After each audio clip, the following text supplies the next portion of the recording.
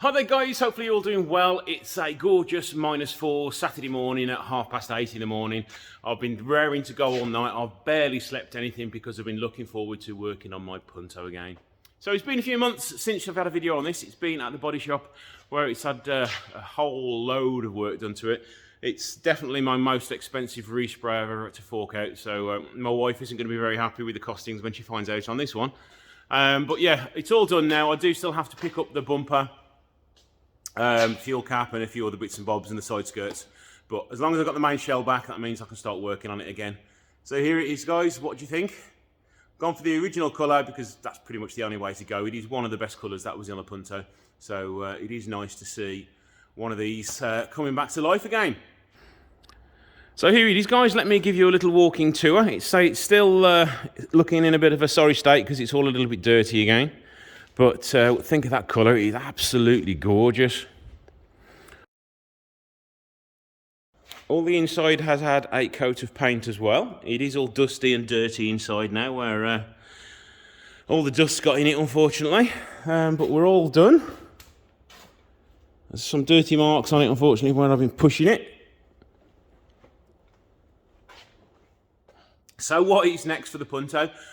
I need to really start in the reverse order of how we took it apart. I think that's going to be the best way to do it. I need to put the pedal box in, I need to put the heater matrix back in, and then I need to do all the bulkhead sound deadening. I am going to replace it with new stuff. You can't buy new old stock, so I've sort of been a little bit imaginative and using some new modern type of material to do that. I've got to put the pedal box in, I think I've already said that, and then it's onto the wiring loom. And then once all the wiring loom's back in, that's when all the interior can go back in, all the dashboard and everything like that. So I've definitely got my work cut out of me because normally work on Alfa Romeos and I know them inside out, whereas 25-year-old Puntos don't really know those so well. But I am glad I've got the donor car outside so I can see how everything goes back together. So let's get cracking. Let's start by putting this pedal box back in. Right, I am going to start rebuilding all the brake parts now for inside and sort of outside the car on the bulkhead. I've refurbished part of this because this top bit here was quite rusty. I've managed to get a new brake servo and that's the only thing new I've been able to get. I'm going to have to risk using the brake master cylinder and the clutch master cylinder again because I cannot find them for love nor money. So let's start rebuilding this then if I can remember how to do it. I have taken a few photos, so I've got a rough idea. So we just want to seal this in again, if it'll work.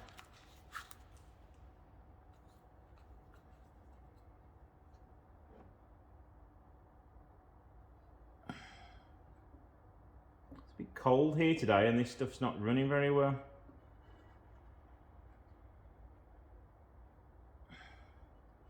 I take it it's put on here from the factory to stop any vibrations or any noise coming through into the cabin. Oh, and moisture.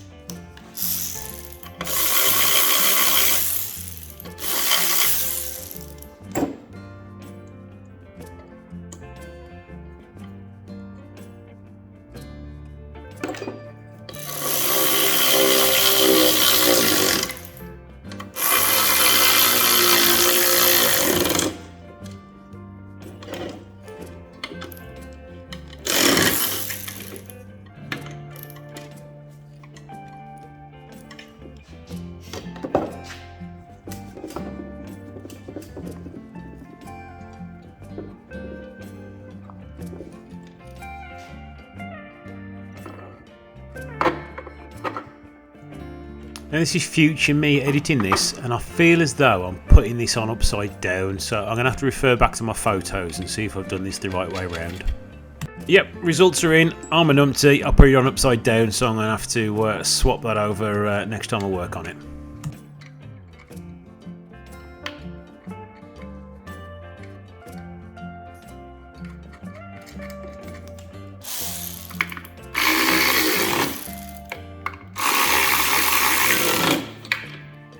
Now when I took this apart, I did think putting this back together isn't going to be easy, because there's little washers which go in between everywhere.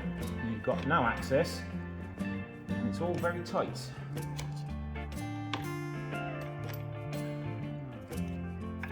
One of those parts when I was taking it apart, I took plenty of photos so I can see how it all goes together.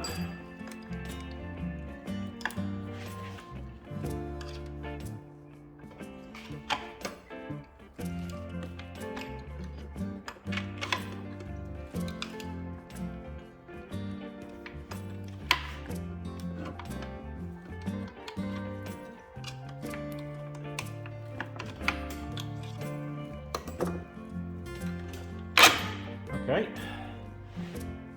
there's one in between there still. I need to get one in here, which there is.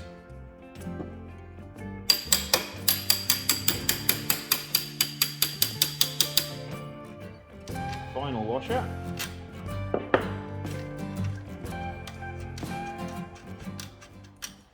So then we've got the brake pedal on this side touching the brake switch, and the clutch pedal operating the master cylinder.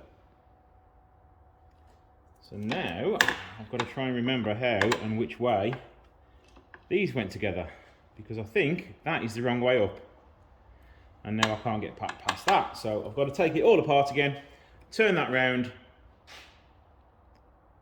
and then we're hunky-dory. Oh, so at least I know how it goes together now.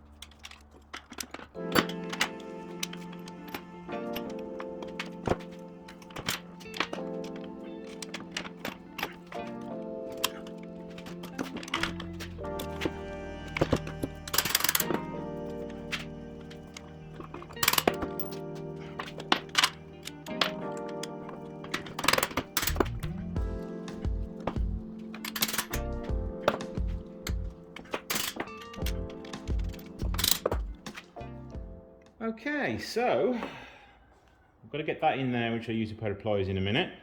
This goes on here like that. I'm sure there's two different, no, they're the same. But I do have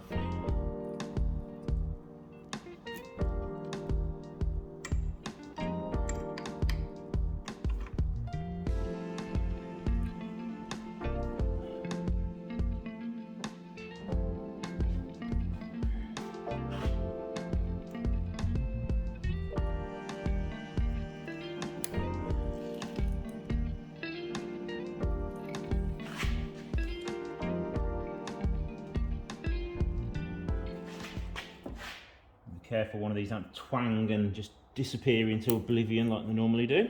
Right, there's one here. And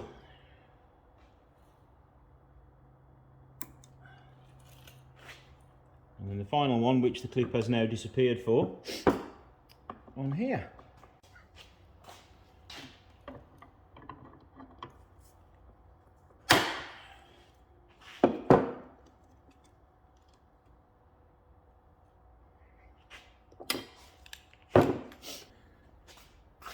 Thankfully, the donor car was to the rescue on that one, because I couldn't find it. So I've got to tighten that up now. That's a 17. Give it a bit of grease and we're all good.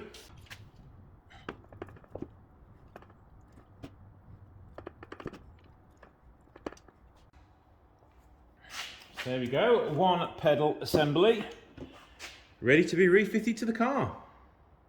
Right, let's start by putting some sealant in here. Unfortunately, as it's so cold, it's going to take me about 10 hours to seal it because it's so slow. And yes, this part is at 5 times the normal speed, so it did take quite a while to do.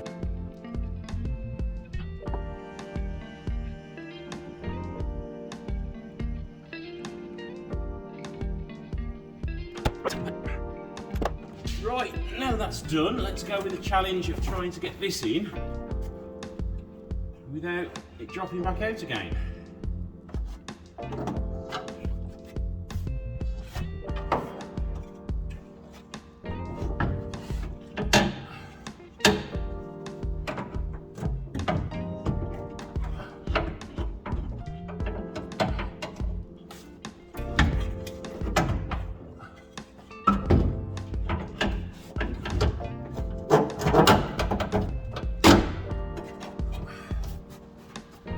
Okay, that's in that side, let's go and screw it in then.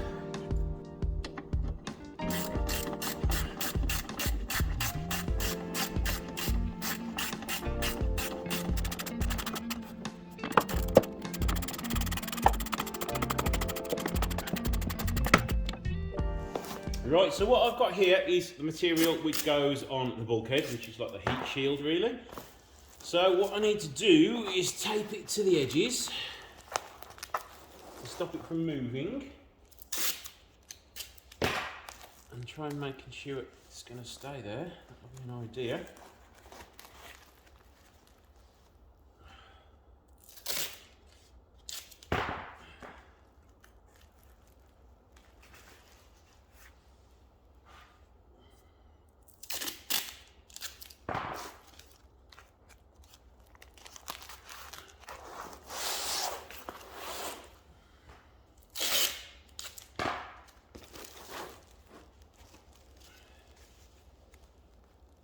Now what would have been nice is if I could get a brand new one of these. But the joys of restoring classic cars means nope, sorry, no, can't get one of those.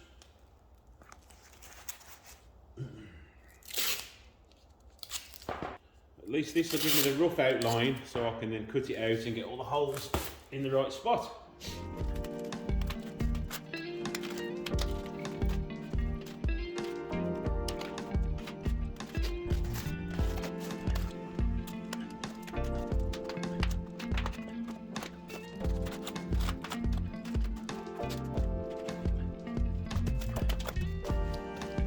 We're now cut out, so we have a basic shape.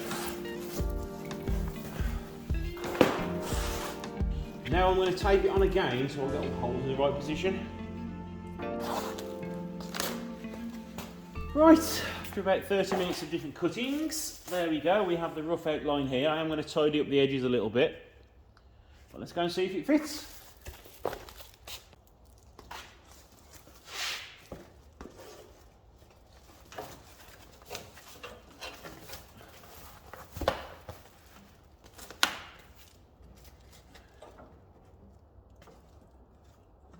Okay, we're looking reasonably good.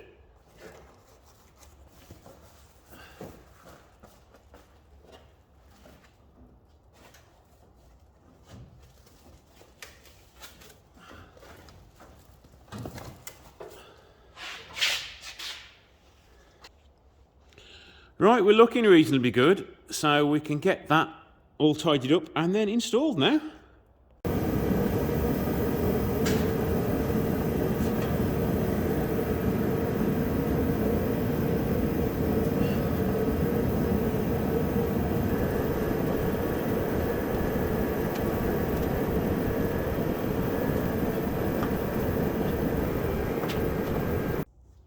So it's all on. Am I happy with it? Not entirely, no. It's not black, it doesn't look right, but are you going to see it once everything's in the engine bay? You're not. There's a couple of extra holes which, you know, I've just followed the pattern, and there's no reason for holes to be there. There's a few more holes possibly that I need to cut out down below because they weren't fully cut out on the other one. I never bothered doing them. But all the fixing points, all the holes are there, and I can fix that on. Even though it's stuck on, there are still fixing points for me to stick it, sort of anchor it to the body a little bit better. And now, for the fun bit, I need to get up to that bung and all those connectors through that little hole down there.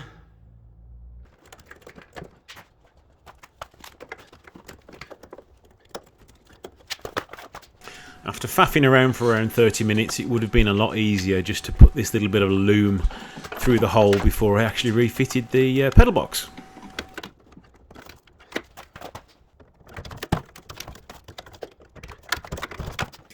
This is the last part I'm going to be fitting today because it is damn cold. And I want to go home, have a cup of coffee, maybe a Greggs sausage roll, and a few beers this evening to chill me out.